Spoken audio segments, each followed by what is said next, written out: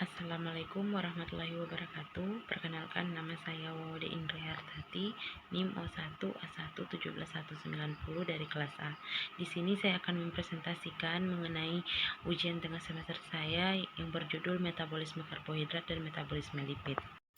Langsung saja di sini saya akan menjelaskan mengenai istilah-istilah. Dari yang pertama, glikolisis. Glikolisis merupakan salah satu dari 4 jalur metabolisme glukosa. Glikolisis ini memiliki perubahan dari glikosa menjadi asam pirufat. Glikolisis juga dapat dipandang sebagai tahap pertama proses respirasi atau aerobik, di mana dalam sel yang terjadi dalam sitosol, di mana glukosa dioksidasi menjadi asam pirufat atau sebagai proses pembentukan energi atau ATP dalam keadaan anaerobik. Glukosa kemudian dioksidasi menjadi asam pirufat yang kemudian diubah menjadi asam laktat dari proses glikolisis. Dari proses glikolisis ini akan dihasilkan 2 ATP, di mana hati dapat mengubah asam laktat tersebut menjadi glukosa. Selanjutnya yaitu mengenai glikogenolisis. Glikogenolisis yaitu pemecahan glikogen menjadi glukosa. Glikogen yang ada di dalam sel dapat diubah menjadi glukosa. Proses perubahan ini dikenal sebagai proses glikogenolisis. Glikogenolisis tidak berjalan secara spontan, akan tetapi melalui beberapa tahap, di mana tahap pertama adalah proses fosforilase glikogen oleh pengaruh enzim glikogen fosforilase sehingga dilepaskan glukosa 1-fosfat. Lalu glukosa 1-fosfat ini diubah menjadi glukosa 6-fosfat oleh enzim fosfoglukomutase. Lalu langkah terakhir adalah defosforilase glukosa 6-fosfat oleh pengaruh enzim glukosa 6-fosfatase sehingga terbentuk glukosa. Selanjutnya mengenai glikogenesis. Glikogenesis proses biosintesis glikogen dari glukosa. Perubahan kimia secara enzimatik ini tidak berjalan secara spontan, akan tetapi pula ada beberapa tahap di mana diawali dengan reaksi proses fosforilase glukosa menjadi glukosa 6-fosfat dengan bantuan enzim glukokinase. Selanjutnya glukosa 6-fosfat ini diubah menjadi isomernya glukosa 1-fosfat di bawah pengaruh enzim fosfoglukomutase. Selanjutnya mengenai metabolisme. Metabolisme merupakan salah satu proses yang sangat penting pada makhluk hidup, di mana proses rangkaian reaksi antara substrat, enzim, protein ini berjalan simultan tanpa kesalahan karena diregulasi oleh DNA pada setiap level gen atau genomik dan dapat menghasilkan ekspresi gen berbeda yang dipengaruhi oleh proses penterjemahan RNA atau transkriptomik dari nukleus. Namun demikian, proses ini belum menentukan nasib dan arah produk atau ekspresi gen yang dihasilkan. Selanjutnya anabolisme. Anabolisme adalah proses sintesis senyawa kimia kecil menjadi besar, menjadi molekul yang lebih besar. Misalnya asam amino menjadi protein. Selain itu, proses anabolisme adalah suatu proses yang membutuhkan energi. Selanjutnya mengenai katabolisme. Di sini katabolisme adalah proses penguraian molekul besar menjadi molekul kecil. Misalnya glikogen menjadi glukosa. Katabolisme melepaskan energi, meskipun anabolisme dan katabolisme saling bertentangan. Namun keduanya tidak dapat dipisahkan dikarenakan seringkali hasil dari anabolisme merupakan senyawa pemula untuk proses katabolisme. Lalu di sini ada soal yang menunjukkan, buktikan dan tunjukkan bahwa proses metabolisme glukosa secara aerob menghasilkan energi lebih besar dibanding anaerob. Yang pertama, respirasi aerob, yaitu reaksi katabolisme yang memerlukan suasana aerobik. Dengan demikian, keberadaan oksigen sangat diperlukan. Hasil dari reaksi ini adalah energi dengan jumlah yang besar. Reaksi C6H12O6 ditambah N6O2 menghasilkan N6CO2 ditambah N6H2O ditambah energi menghasilkan 38 ATP. Dalam tahapan reaksi aerob ada beberapa tahapan. Tahapan pertama glikolisis. Tahapan glikolisis ini adalah pengubahan glukosa C6 menjadi asam pirufat atau C3. Proses glikolisis ini berlangsung di sitoplasma. Setelah itu yang kedua, dekarboksilasi oksidatif adalah pengubahan asam pirufat atau C3 menjadi 2 asetil KOH, 2 NADH, dan 2 CO2. Dekarboksilasi oksidatif berlangsung di mitokondria. Setelah itu tahap yang ketiga yaitu siklus Krebs, di mana siklus Krebs ini adalah reaksi penyatuan asetil KOA dengan asam oksaloasetat menghasilkan KOA, 6 NADH, dan 4 CO2. Lalu siklus Krebs ini berlangsung pada mitokondria. Pada tahap terakhir yaitu transport elektron adalah reaksi reduksi atau oksidasi NADH dan molekul FDH2 yang pada akhirnya menghasilkan H2O, juga energi berupa ATP, di mana berlangsung pada membran mitokondria. Dari proses sebelumnya kita mendapatkan 10 NADH, glikolisis 2 NADH, dekarboksilasi oksidatif 2 NADH, siklus Krebs 6 NADH.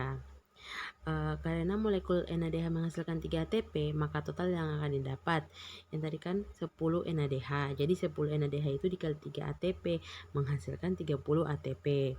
Sedangkan jumlah FDH2 kita dapatkan dari proses siklus Krebs adalah 2 buah molekul FADH2. Jika satu molekul FADH2 akan menghasilkan 2 ATP, maka total ATP yang didapatkan dari FADH2 adalah 4 ATP. Jika kita menambahkan 4 ATP yang kita dapatkan dari proses glikolisis siklus Krebs, maka total ATP yang dihasilkan dalam proses respirasi aerob adalah 2 ATP ditambah 2 ATP ditambah 30 ATP ditambah 4 ATP sama dengan 38 ATP. Tetapi pada proses glikolisis terjadi proses perpindahan dari sitoplasma menuju proses selanjutnya, yaitu transport elektron yang terjadi di mitokondria. Proses perpindahan ini akan membutuhkan energi 2 ATP. Jadi ATP yang bersih dihasilkan adalah 36 ATP. Jadi 38 ATP dikurang lagi dengan 2 ATP. Selanjutnya respirasi anaerob. Respirasi anaerob, reaksi yang tidak memerlukan oksigen atau O2. Respirasi ini terjadi pada bagian sitoplasma dan dengan tujuan untuk mengurangi senyawa organik. Respirasi anaerob hanya menghasilkan sejumlah energi yang lebih kecil, yakni 2 ATP saja. Respirasi anaerob berdasarkan hasil katabolismenya dibedakan menjadi 2, yaitu fermentasi alkohol dan fermentasi asam laktat. Fermentasi alkohol ini merupakan respirasi anaerob yang mengubah glukosa menjadi energi, etanol, dan karbon dioksida. Dilansir dari biodifference, respirasi anaerob menghasilkan energi dalam jumlah kecil yaitu 2 molekul ATP, sedangkan respirasi aerob menghasilkan energi dalam jumlah yang besar yaitu 32 molekul ATP. Sedangkan fermentasi asam laktat adalah respirasi anaerob yang menghasilkan asam laktat dan energi dan merubah NADH menjadi NAD+ melalui perantara asam pirufat. Fermentasi asam laktat berlangsung pada pembuatan keju, buttermilk, dan yogurt. Jadi di sini saya simpulkan bahwa reaksi aerob memerlukan oksigen. Prosesnya terjadi dalam mitokondria. Respirasi ini bertujuan untuk memecah senyawa organik ke organik menghasilkan energi dalam jumlah yang besar yaitu 36 ATP. Sedangkan respirasi anaerob tidak memerlukan kehadiran oksigen berlangsung dalam sitoplasma. Tujuannya untuk mengurangi senyawa organik. Hasil akhir berupa energi dalam jumlah yang sedikit yaitu 2 ATP saja. Selanjutnya hubungan metabolisme karbohidrat dengan metabolisme lipid. Seperti yang kita ketahui, lipid kita peroleh sebagai sumber energi utamanya adalah dari lipid netral, yaitu trigliserid atau ester antara gliserol dengan 3 asam lemak. Secara ringkas, hasil dari pemecahan lipid adalah asam, lemak, dan gliserol. Selain itu ada juga yang masih berupa monogliserid. Karena larut dalam air, gliserol mampu masuk sirkulasi portal atau vena portal yang menuju ke hati. Hasil akhir dari pemecahan lipid dari makanan adalah asam lemak dan gliserol. Jika sumber energi dari karbohidrat telah mencukupi, maka asam lemak mengalami esterifikasi, yaitu membentuk ester dengan gliserol menjadi trigliserida sebagai cadangan energi jangka panjang. Asam lemak dengan atom karbon ganjil jarang ditemui di alam. Cara oksidasi asam lemak beratom karbon ganjil adalah sama dengan oksidasi asam lemak beratom karbon genap. Kecuali pada daun akhir, degradasi akan terbentuk propionil KOA dan asetil KOA. Makanan bukan satu-satunya sumber lemak kita. Semua organisme dapat mensintesis asam lemak sebagai cadangan energi jangka panjang dan sebagai penyusun struktur membran. Pada manusia, kelebihan asetil KOH dikonversi menjadi ester asam lemak. Sintesis asam lemak sesuai dengan degradasi oksidasi beta. Asam-asam lemak akan disimpan jika tidak diperlukan untuk memenuhi kebutuhan energi. Tempatnya menyimpan utama asam lemak adalah jaringan adiposa. Jika kebutuhan energi tidak dapat tercukupi oleh karbohidrat, maka disimpan trigliserida ini dapat digunakan kembali. Trigliserida akan dipecah menjadi gliserol dan asam lemak. Gliserol dapat menjadi sumber energi, sedangkan asam lemak pun akan dioksidasi untuk memenuhi kebutuhan energi pula. Selanjutnya, tunjukkan bahwa energi dihasilkan dari metabolisme lemak lebih tinggi dibandingkan energi yang diperoleh dari metabolisme karbohidrat. Jadi di sini lemak menghasilkan energi paling tinggi jika dibandingkan dengan karbohidrat dan protein, yaitu setiap gram mengandung 9 kilokalori. Hasil pemecahan lemak dari makanan adalah asam lemak dan gliserol.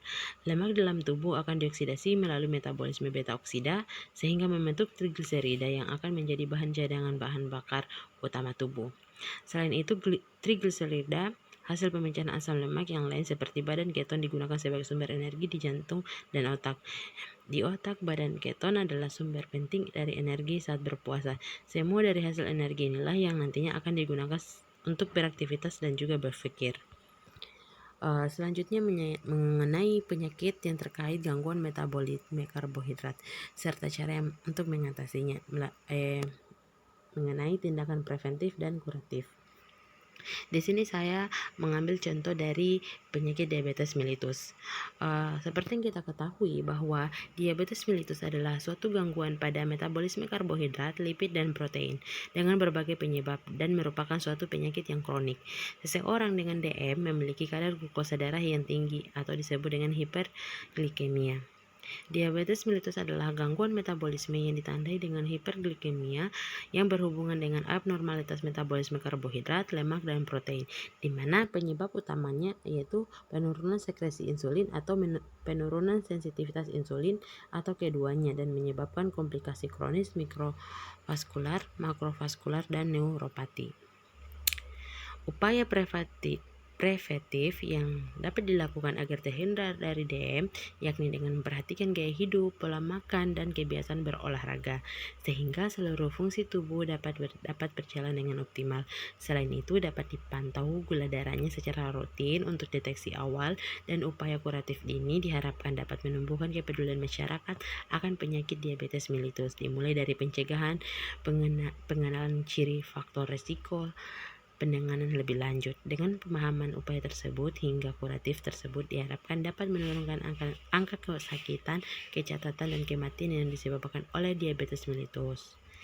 Sekian penjelasan dari saya ucapkan terima kasih. Wabillahi taufiq wal hidayah. Wassalamualaikum warahmatullahi wabarakatuh.